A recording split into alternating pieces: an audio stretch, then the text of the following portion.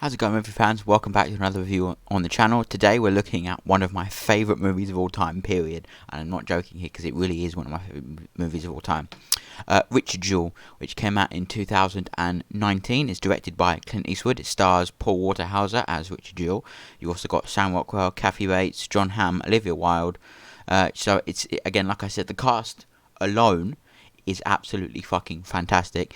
Everyone, and I mean everyone, gives a stellar performance. But if I have to hand one performance, the best performance, it's going to be Paul Waterhauser as Richard Jewell. There's no doubt about it. Don't get me wrong. Everyone else gives fantastic performances. The fact that I like to see these actors who play characters that are intentionally not the best public, characters in the world.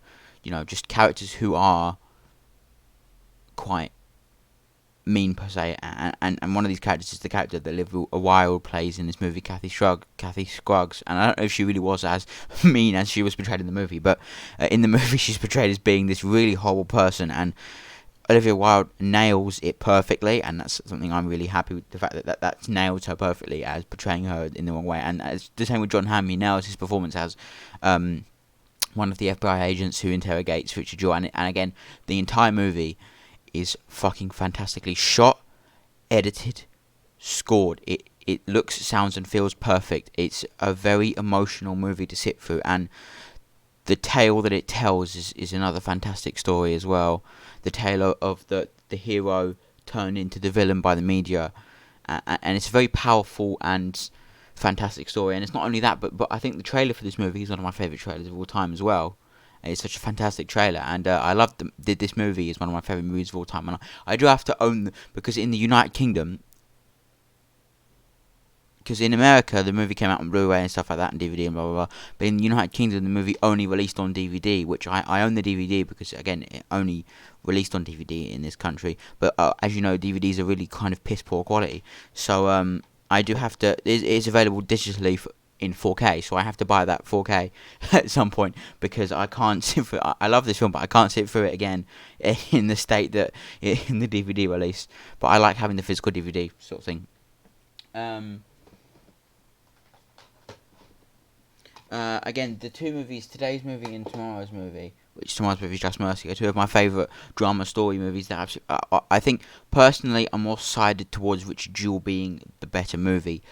Personally, because I loved researching the story and stuff and watching the trailer, and I think Paul Waterhauser gives a better performance here than Michael B. Jordan gives in Just Mercy.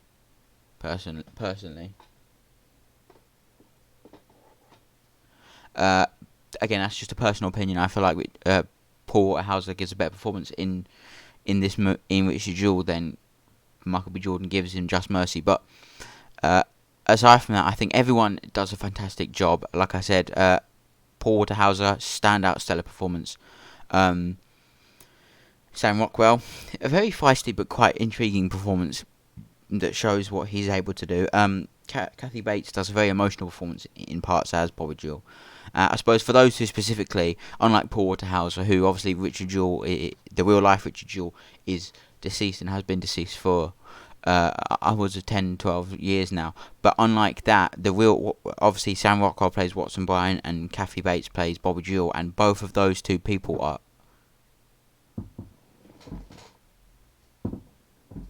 are still alive.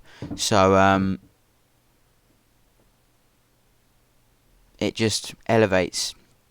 Obviously, it made it harder for them to portray their character, but it also, in an extent, obviously Paul Waterhauser said in interviews and in the featurettes and stuff that meeting the real life Bobby Jewell was more intimidating than meeting Clint Eastwood because it's the man of the son that he's portraying. It's the mum of the man who he's portraying. So, and I think there is interviews and stuff and featurettes showing Bobby Jewell saying that Paul Waterhauser looks exactly like Richard, and he's walking and talking the way Richard did, and I think that's brilliant to see that it gets. Obviously, he must have been happy that he got the seal of approval from his mum, Bobby Jewell as well.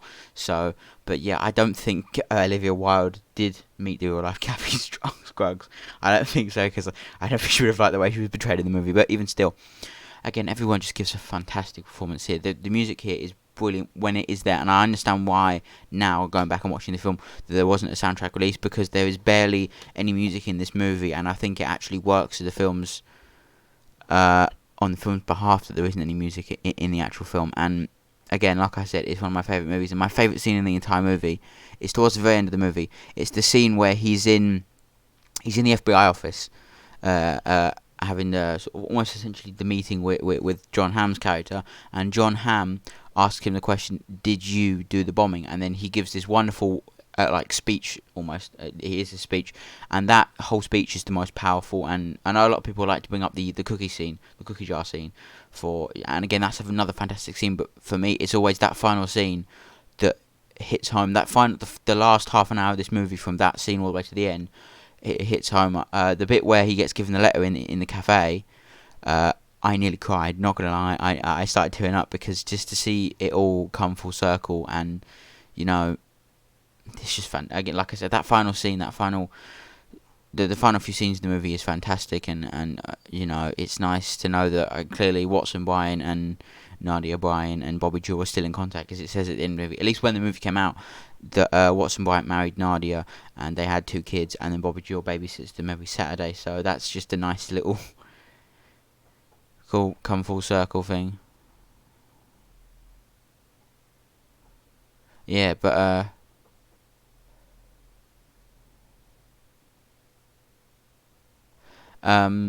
yeah, again, it's directed by Clint Eastwood. He's a legend, and I think he puts it all on screen, and it's obviously a story that he wanted to tell. And I think I've seen a lot of people going around saying he was quite literally the only director in Hollywood with the balls to tell this specific story. Like stories like Just Mercy, it's a very heartwarming story. It's very,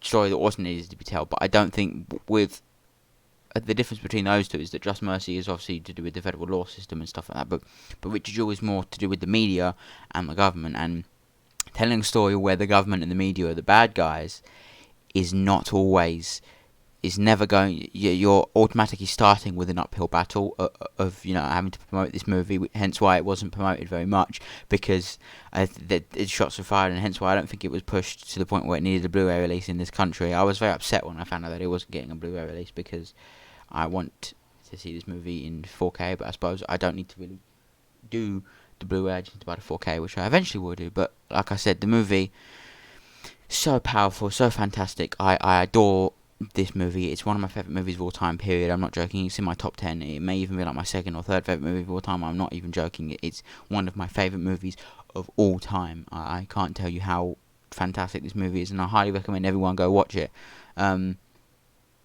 Because it towers above most other dramas for me, because it just feels so real. The events, you really get caught in these events and the characters, and it really makes you feel like it's happening in front of you, and the story that it's telling is absolutely fantastic, and the way it's told. And I know there's another telling of the story that I have to watch, but obviously there's a difference, and obviously it's called Manhunt Deadly Games, and it's obviously the telling of that story, but it's a TV show. So whereas this movie only had 2 hours to flesh out its story, that TV show has 6 or 8 hours to do it. And I've seen from the trailer that they do go more in depth about Eric Rudolph and stuff, and obviously here the focus is of Richard Jewell specifically, and his journey throughout this story. But in Manhunt Deadly Games, it's also focused on catching the other guys and stuff like that. But so I do want to watch Manhunt Deadly Games, and then I might even do a video comparing the two. But again, like I said, it's almost a useless comparison, because with Richard Jewell you have 2 hours to tell the story, and with the Manhunt Deadly Games it's 6 hours, so it's more spread out storytelling. They can tell a lot more of the story, they can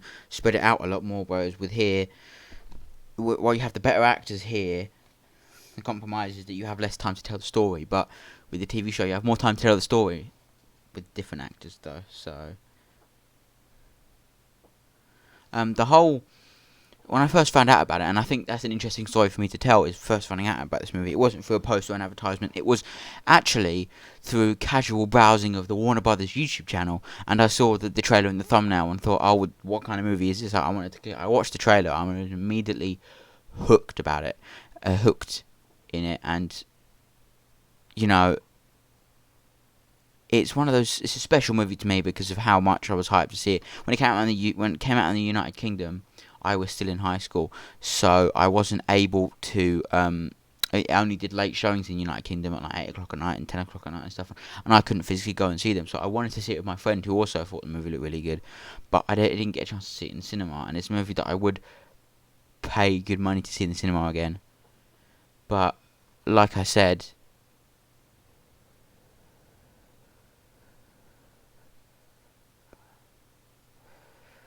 it just feels so well made and well told. And obviously, all Clint Eastwood movies are, but again, it's a movie that Clint Eastwood, man, he's a very talented director, and like I said, he's quite literally the only person with the balls to tell this kind of story. But yeah, thank you for watching my review of Richard Jewell, one of my favourite movies of all time.